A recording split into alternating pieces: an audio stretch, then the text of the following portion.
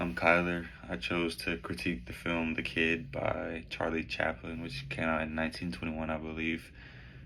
Um, the film was pretty much about, Chaplin. He found this kid who was abandoned in the back of this car, and over time, he raised this kid to be his own, and they grew this relationship. But eventually, the biological parents who originally abandoned him wanted their kid back, and they found out who he was, so they put out a missing persons and a reward for the kid, and eventually the police took the kid away from Chaplin. But this movie used a lot of formalism.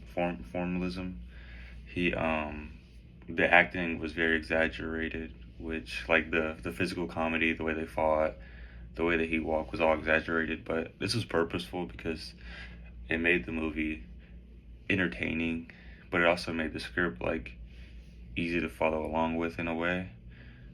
But also in this film, they use a lot of realism because while this film was still like funny and comedy, like, him and the kid were very much in poverty and struggling to find food, and they were scamming to make money pretty much.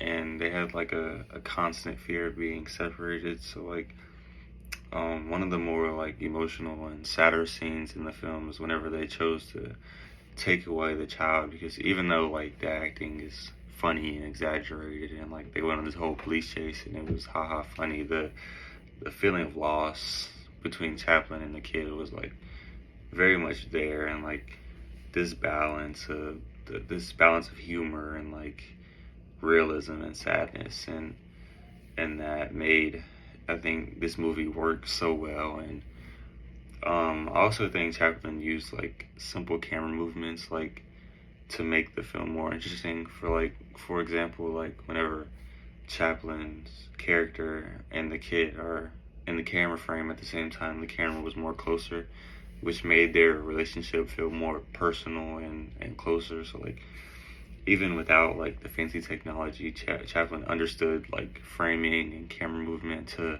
find ways to like get the audience's attention.